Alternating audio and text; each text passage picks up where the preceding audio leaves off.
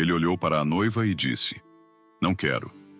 Esse momento marcou a lua de mel mais curta da história da monarquia inglesa. O rei casou, se desiludiu no primeiro dia e anulou a união em apenas um mês. O que levou um rei tão poderoso a rejeitar sua esposa no primeiro encontro? Curta agora para mergulhar nesse engano amoroso da realeza. Seu apoio é essencial para manter o canal vivo e levar essas histórias a mais apaixonados por história. Hoje, exploraremos o desastre matrimonial mais rápido da realeza Tudor. Retratos que enganaram, fofocas de uma noite de núpcias desastrosa e uma rainha que desafiou as expectativas. Até os reis da Inglaterra caíam em armadilhas do coração. Imagina investir uma fortuna em um casamento real e rejeitá-lo antes da noite de núpcias? Essa é a saga de Henrique VIII e Ana de Cleves. Um matrimônio que durou menos que uma promessa de ano novo. O que aconteceu naquele quarto para mudar o rumo da história Tudor? Fique até o final para desvendar os detalhes desse fiasco, um encontro que abalou a corte e ecoa até hoje. Bem-vindos a mais um episódio sobre outra lua de mel desastrosa da história da coroa. Estamos no século XVI, em plena dinastia Tudor. Henrique VIII, conhecido por suas 6 esposas, enfrentava uma crise sem precedentes. Ele precisava de um herdeiro masculino para assegurar a dinastia. Além disso, buscava aliados contra França e Espanha, potências católicas. Sua ruptura com a Igreja Católica o deixou vulnerável na Europa. Henrique enfrentava o Sacro Império Romano sob Carlos V. A Inglaterra estava isolada, cercada por inimigos. Uma aliança protestante era essencial para sua sobrevivência. A Europa era um tabuleiro de tensões políticas. França e Espanha formavam uma ameaça católica constante. Henrique precisava de Cleves para contrabalançar o poder de Carlos V. Após a morte de Jane Seymour, Henrique VIII estava pressionado a se casar novamente. Precisava garantir herdeiros e fortalecer sua posição frente aos reinos católicos. Thomas Cromwell, principal ministro de Henrique VIII, orquestrou a aliança com o Ducado de Cleves. Sua aposta era consolidar a Inglaterra como potência protestante, e o casamento com Ana era a peça-chave desse plano arriscado. Ana de Cleves, irmã do duque, poderia unir Inglaterra e Alemanha contra as ameaças católicas. O Ducado de Cleves era um dos principais aliados protestantes no Sacro Império, o que tornava a união ainda mais estratégica para isolar Roma. Cromwell apostou alto, mas o risco era imenso. Fontes como Letters and Papers, Foreign and Domestic revelam os bastidores. Eustace Chapuis, embaixador imperial, documentava cada intriga com fervor. Suas cartas são um tesouro para quem deseja entender os jogos da corte Tudor. Como um rei escolhia sua noiva sem retratos digitais? A resposta estava nas mãos de pintores renomados. Hans Holbein, o jovem, retratista oficial, foi enviado a Cleves para capturar a imagem de Ana. Holbein entregou um retrato de uma mulher elegante e serena. Traços delicados, tez clara e um olhar que prometia perfeição. Embaixadores confirmaram. Ana era bela e de boa índole. Era a noiva ideal para Henrique, ou assim parecia. Olhem para esse retrato. Uma visão de encanto. Mas essa pintura seria o gatilho de um desastre matrimonial. Como um filtro da Idade Moderna, o quadro enganou o rei. Henrique se apaixonou pela imagem de Ana. A realidade, porém, estava prestes a revelar suas próprias verdades. E se eu te dissesse que tudo começou com um retrato, que enganou até um rei? Ana de Cleves chegou à Inglaterra em 1540. Henrique, ansioso por um momento romântico, planejou uma surpresa. Ele foi a Rochester disfarçado, esperando impressionar sua noiva. Vestido com roupas simples, ele aguardava reconhecimento imediato. Afinal, era o rei da Inglaterra. Mas Ana, sem falar inglês, não sabia do jogo de Henrique. Eustace Chapuis, segundo fofocas da corte, relatou o incidente. Ana cumprimentou o estranho formalmente, sem paixão. Henrique, esperando adoração, ficou profundamente desapontado.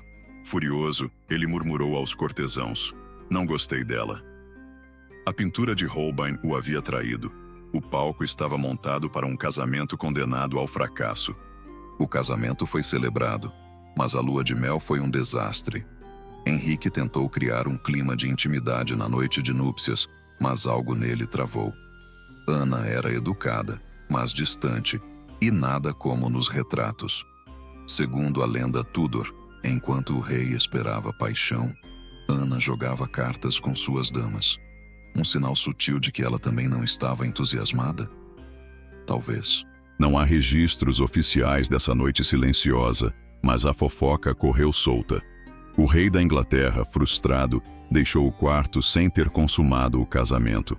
A noite de núpcias virou motivo de chacota na corte.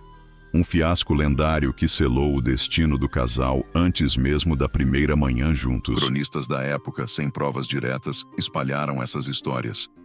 O silêncio de Ana intensificava o constrangimento. A corte Tudor fervia com os rumores do fracasso. Curta e se inscreva agora, porque você está mergulhando nesse drama real.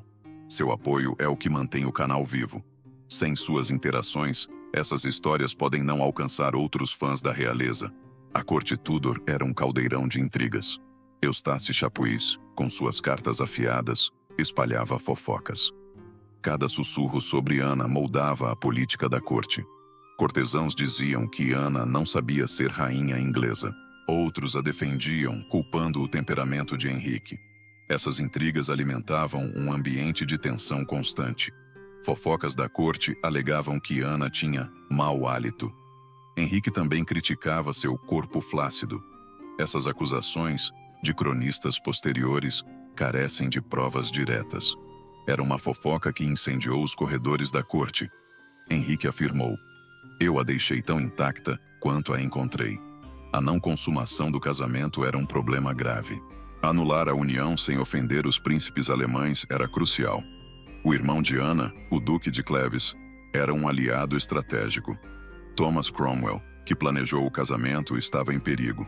Henrique buscou uma brecha legal para o divórcio. Alegou um pré-contrato de Ana com outro nobre. A desculpa era frágil, mas o rei estava determinado a seguir em frente. A pressão na corte era intensa. Em 6 de julho de 1540, o casamento foi anulado. Letters and Papers, Foreign and Domestic registram a decisão que abalou a corte Tudor. Ana de Cleves, porém, fez uma jogada brilhante. Ela aceitou a anulação sem resistência. Ganhou o título de Irmã do Rei e uma pensão com castelos e terras.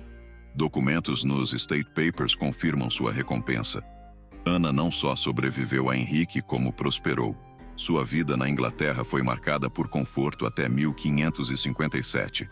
Após o divórcio, Ana viveu com luxo e independência. Residindo em castelos como Hever, tinha criados e banquetes. Sua rotina era invejável para a época. Ela frequentava festas e torneios reais com elegância. Trocava presentes com Henrique e Maria Tudor. Ana se tornou uma figura admirada, sem nunca desafiar o rei. Dizem que Ana era a mais feliz das ex-esposas de Henrique. Sua astúcia a protegeu de um destino trágico. Ela viveu com liberdade, algo raro para mulheres do século XVI. Thomas Cromwell não teve a mesma sorte. Acusado de traição, foi executado sem piedade. Sua queda revelou o poder implacável de Henrique VIII. Catarina Howard foi a próxima noiva do rei. Henrique a achava mais atraente que Ana, mas Ana permaneceu uma presença constante na corte, vivendo com dignidade. Essa história revela o peso dos casamentos reais na política Tudor. Uniões como a de Henrique e Ana eram estratégias de poder. A lua de mel, um teste de expectativas, muitas vezes ruía sob o peso da realidade. Ana de Cleves, com sua astúcia, desafiou o jogo das aparências. Enquanto Henrique se deixou enganar por um retrato, ela construiu um futuro estável. Sua inteligência superou as fraquezas de um rei vaidoso. Historiadores como Retta Warnick mostram que a beleza era subjetiva. O que encantava na Alemanha não seduzia na Inglaterra. Ana transformou um fiasco em uma vitória duradoura. Na realeza, a lua de mel era mais que um momento íntimo. Era o palco onde alianças políticas enfrentavam a realidade humana. Ana provou que a verdadeira força está na resiliência. O que faz de Ana a mais astuta das esposas de Henrique? Sua habilidade de transformar rejeição em triunfo merece reflexão. Você acha que Ana foi sortuda ou genial? Comenta aqui embaixo.